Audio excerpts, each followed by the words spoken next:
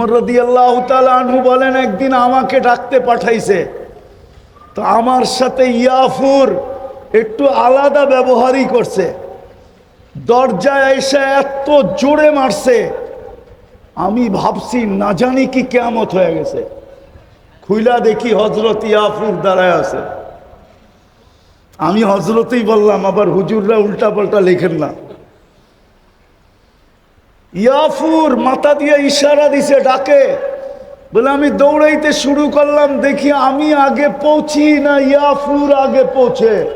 বলে আমি আগে পৌঁছতে পারি না, ইয়াফুরই আগে পৌঁছে গেছে। ও চিনছিল রসুল, আমরা চিনি না, আমরা শুধুই বলি আশেক। রাগ হলো না যুবক, শোনো ভালো মতে। যেই দিন আল্লাহর রসুল দুনিয়ার থেকে বিদায় নিয়ে চলে যায়, সবাই সইছে, ইয়াফুর সইতে পারে নাই। ইয়াফুর মদিনার গলিতে চিৎকার দিতেছিল আর দৌড়াইতেছিল, আর আকাশের দিকে মুখ করা ছিল, আকাশের দিকে তাকায়া দৌড়াইতেছিল আর চিৎকার দিতেছিল।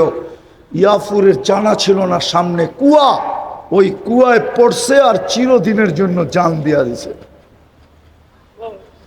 ইয়াফুর চিনছে আল্লাহর রসুল, আমরা চিনি নাই। যদি চিনতাম তো রব্বে কাবার কসম, তিতাসের যুবকরা কোনোদিন নেটে দেখা চুলের ডিজাইন চয়েস করতো না। এমনকি তিতাসের পুরুষরা পর্যন্ত কোনোদিন চুলের স্টাইল যা মাথায় দেখতেছি এটা কোনোদিন হতো না। কি মুহাম্মদুর রাসূলুল্লাহ কি চুলের স্টাইল দেন নাই? আমি শুধু চুলই বলি, আর কিচ্ছু বললাম না। চুলের স্টাইল দেন নাই? না দেন নাই? কোরআন দেন নাই? ইসলাম দেন নাই? তাইলে যুবক, তোমার চুলের ডিজাইন এরকম কেন? বলো, এটা কি মোহাম্মদী ডিজাইন? হ্যাঁ, রাগ হও না, রাগ হও না, আমার কথা বোঝো। রব্বে কাবার কসম, এই জমানায় তুমি চুল কাইটা মিষ্টি বিতরণ করতে পারতে।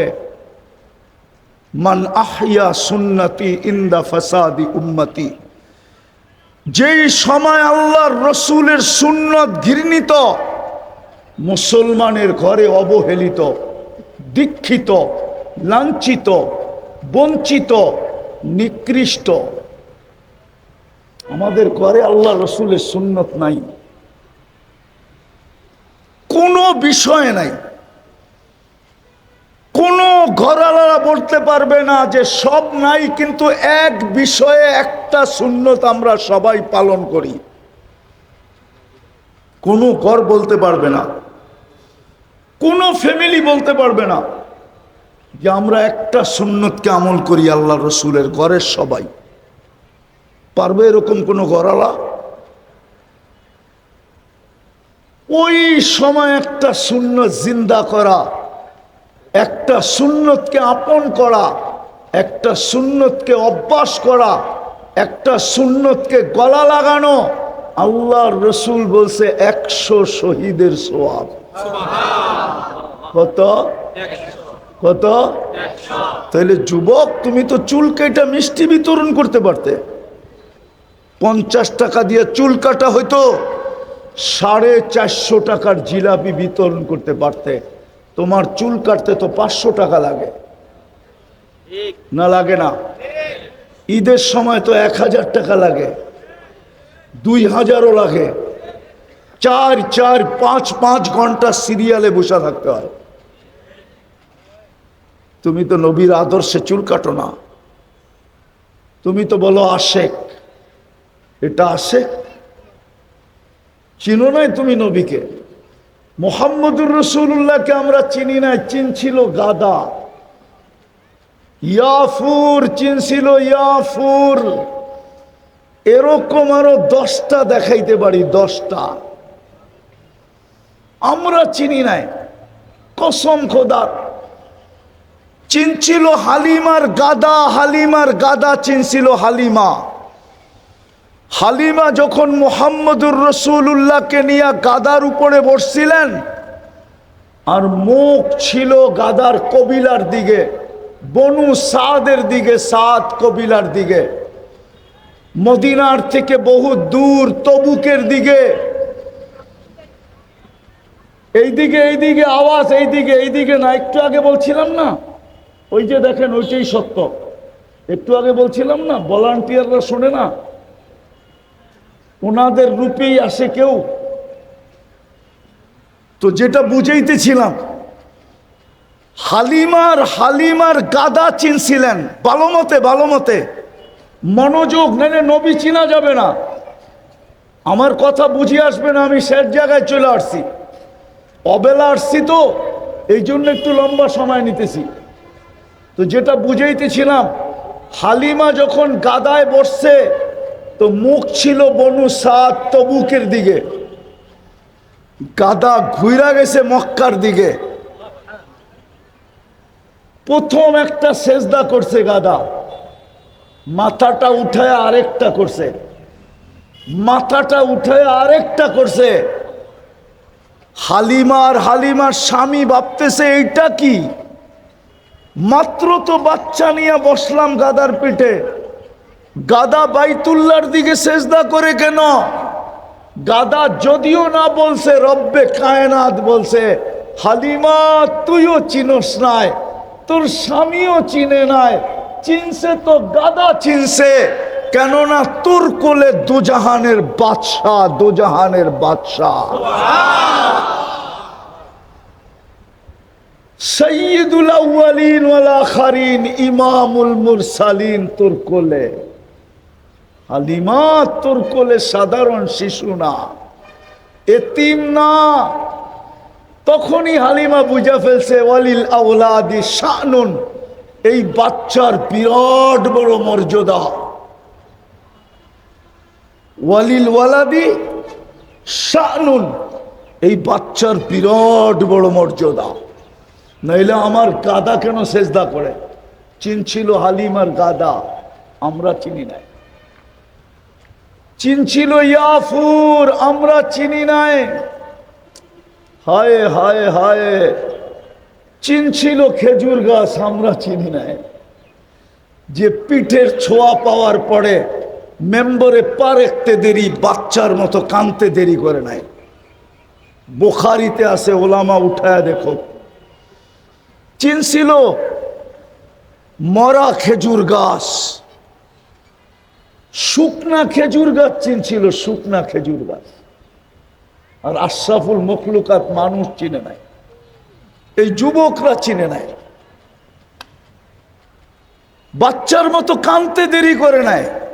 সাহাবা তালাশ করতেছিল কার বাচ্চা কাঁদে, কান লাগায় দেখে খেজুর গাছ কাঁদে। আল্লাহ রসুল মেম্বর থেকে নাইমা এসা সান্ত্বনা দিছেন, কাঁদিস না, তোকে জান্নাতে নিয়ে যাব। তুই দুনিয়াতে আমাকে খেজুর দিতে পারিস নাই। ও যুবক, ছোঁয়া পাওয়ার কারণে যদি জান্নাতের অধিকারী হয়, তাইলে তুই চুল কাটাইলে কিসের অধিকারী হবি? আমাকে একটু বুঝা। মহিলারা পর্দা করলে কিসের অধিকারী হবে? আমাকে একটু বুঝান। আমার ওয়াজ বাদ দিয়ে দিব, আপনারাই বুঝান আমাকে। পুরুষরা যদি মুহাম্মদুর রাসূলুল্লাহকে আদর্শ বানায়, তাইলে কিসের অধিকারী হবে? তো যেটা আমি বুঝাইতেছিলাম, জীবন গড়ার জন্য, কাটানোর জন্য না। এই জন্যই আমাদের পিছনে বাজেট। কিন্তু প্রশ্ন চলে আসছে, আল্লাহ বুঝলাম আমার জীবনটা গড়তে হবে, কিন্তু আমার জন্য আদর্শ কি, মডেল কি, নমুনা কি, স্যাম্পল কি? তা আল্লাহ বলে, তুই কেমন স্যাম্পল চাস? আমার কাছে একটাই স্যাম্পল আছে। কয়টা? বুঝবেন, বুঝাইলে বুঝবেন। হ্যাঁ, মেরাজ কেন জানেন? আমার কাছে অনেকগুলা কারণ আছে, তার ভিতরে এটাও একটা কারণ। আল্লাহ বলে, বন্ধু দেখি তো আপনাকে বটে, কিন্তু সবাইকে আমি তৈরি করছি নিজের ইচ্ছা মতো, গঠন দিছি নিজের ইচ্ছা মতো, কিন্তু সমগ্র গঠনের ভান্ডার আমি রেখা দিছিলাম আপনার সামনে। আপনাকে আমি ইচ্ছা মতো তৈরি করি নাই। গঠনের ভান্ডার আপনার সামনে রেখা দিয়া বলছিলাম, যেটা আপনি পছন্দ করবেন ওইটা আমি শুধু লাগায় দিব, আমি ফিট করে দিব, ফিট। পছন্দ আমি করব না, পছন্দ করবে কে? আপনি নিজে। আমি বলতেছি না, হাসান ইবনে সাবিত রাদিয়াল্লাহু তাআলা আনহু বলতেছেন, খুলিকতা মুবাররাআম মিন কুল্লি আইবিন কাআন্নাকা খুলিকতা কামা তাশাউ। আমার মনে হয় মেরাজ এই জন্য যে বন্ধু দেখি তো বটে, কিন্তু একটু আরশের উপরে উঠা চলে আসেন না, একটু কাছে বসেন না, দেখি না আপনি চাইলেন কিরম, আমি ফিট করলাম কিরম। আল্লাহ বলে আমার কাছে একটা স্যাম্পল আছে, সেই স্যাম্পলের নাম হইল মুহাম্মাদুর মুহাম্মাদুর মুহাম্মাদুর। হায় হায়, ওই স্যাম্পল, লাকাদ কানা লাকুম ফি রাসূলিল্লাহি উসওয়াতুন হাসানা। ওই স্যাম্পল আমাদেরকে দিছেন, আদর্শ দিছেন জীবন গড়ার জন্য। কিন্তু যাকে আদর্শ বানাইছেন, হায় হায়, উনি কিনারাবিহীন দরিয়া উম্মতের জন্য। কিনারাবিহীন সমুদ্র। উনি উম্মতের প্রেমে এতটুকু পড়ছেন যে আল্লাহ কোরআনে লিখতে, আল্লাহ কোরআনে নাজিল করছেন, হারিসুম বিল মুমিনিনা রাউফুর রহিম।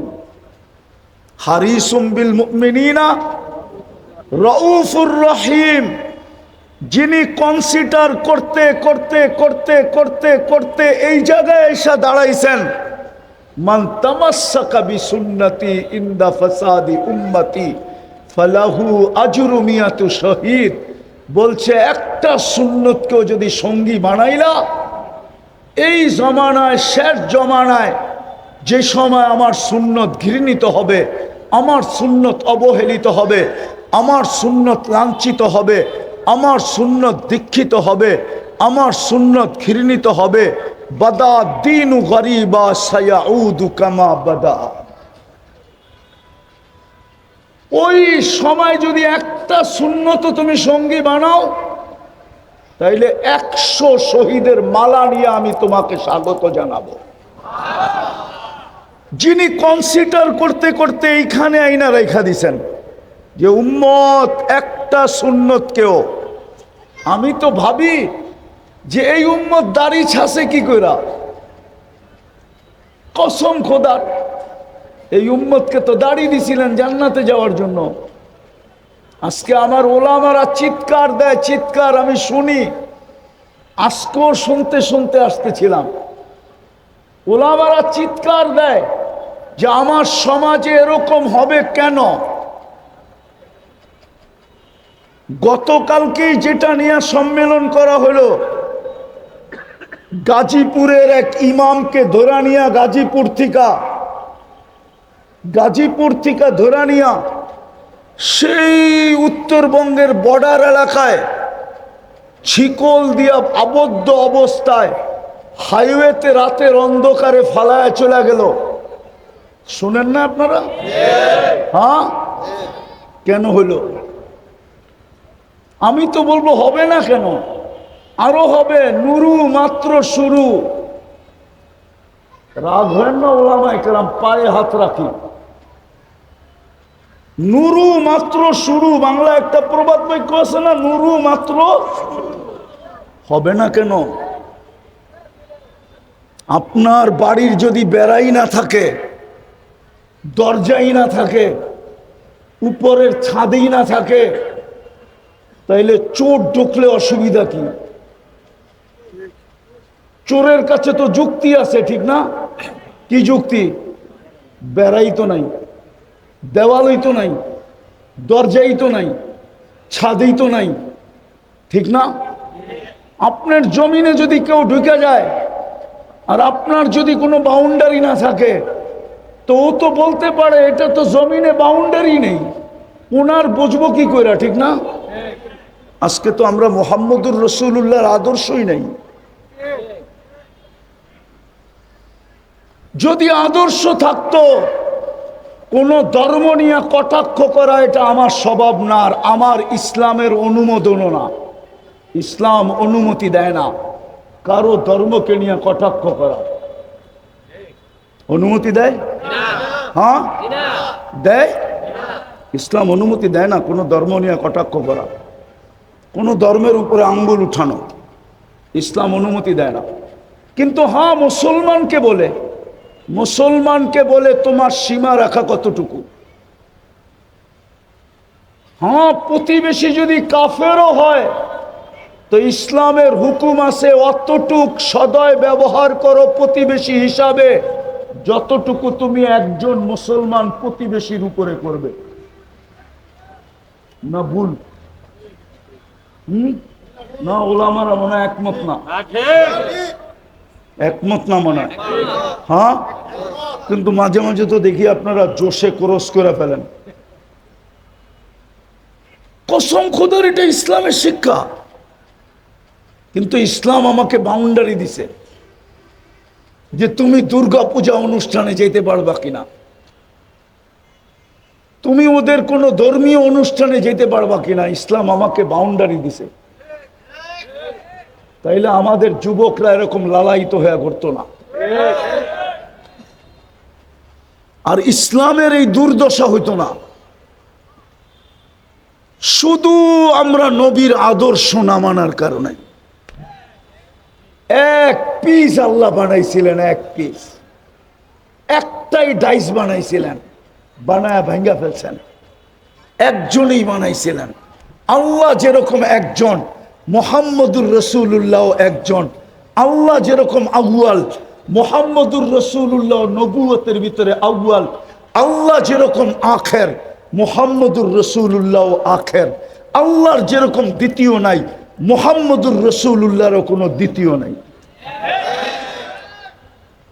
আল্লাহ আমাদেরকে মডেল দিছিলেন জীবন গড়ার জন্য। শেষ জায়গায় চলে আসছি। আরেকটা প্রশ্ন হতে পারে যে উনি তো চলে গেছে আজকে 10 হিজরিতে চলে গেছে, 1300-1427 বৎসর আগে দুনিয়ার থেকে চলে গেছে। আমরা ওনার আদর্শ পাবো তো পাবো কোথায়? ওনার স্যাম্পল পাবো তো পাবো কোথায়? ওই রং পাবো তো পাবো কোথায়? ওই স্যাম্পল বিক্রি হয়তো হয় কোথায়? ওই আদর্শ বিক্রি হয়তো বিক্রি হয় কোথায়? মুহাম্মদুর রাসূলুল্লাহর রং বিক্রি হয়তো হয় কোথায়? ভালো মতে ওলামাও ভালো মতে। এই জন্যই তিতাস ওলামাদের এই আয়োজন আজকে। কোরআন বলে, কোরআন আওরাসনাল কিতাবাল্লাযীনা ইসতাফাইনা মিন ইবাদিনা। কোরআন বলে আতিউল্লাহ ওয়া আতিউর রাসূল ওয়া উলুল আমরি মিনকুম। কোরআন বলে আলিফ লাম রা কিতাবুন আনজালনা ইলাইকা লিতুখরিজান নাসা মিনাজ যুলুমাতি ইলান নূর। এই জন্যই এই সিস্টেম, এই জন্যই আজকের আয়োজন। তিতাসের ওলামায়ে কেরাম বুঝানোর জন্য যে আমরা দোকান খুলা বসছি, আমাদের কাছে মুহাম্মদুর রাসূলুল্লাহর রং আছে, মুহাম্মদুর রাসূলুল্লাহর আদর্শ আছে, মুহাম্মদুর রাসূলুল্লাহর স্যাম্পল আছে, মুহাম্মদুর রাসূলুল্লাহর কি বলে, মুহাম্মদুর রাসূলুল্লাহর ডিজাইন আছে। যেই বিষয়ে তুমি নিতে চাও আমাদের কাছে দোকান আছে, আমাদের কাছে আসো আর বিনা পয়সায় নিয়ে যাও, বিনা পয়সায়। সব দোকানে কিনলে তো লেনদেন হয় টাকা দিয়া, আমাদের কাছে লেনদেন হবে পয়সা ছাড়া, টাকা ছাড়া। জিজ্ঞাসা করেন তিতাসের ওলামাদের কাছে আছে না নাই? কোরআন বলে, কোরআন আওরাসনাল কিতাবাল্লাযীনা ইসতাফাইনা মিন ইবাদিনা। আপনারা বুঝবেন কিনা আমি চেষ্টা করতেছি বুঝাইতে, আল্লাহ করুক বুঝে আসুক। কোরআনের এক আয়াতের উপরে প্রশ্ন ওঠে, সূরা ইব্রাহিমের প্রথম আয়াত। আলিফ লাম রা কিতাবুন আনসালনা ইলাইকা লিতুখরিজান নাসা মিনাজ যুলুমাতি ইলান নূর।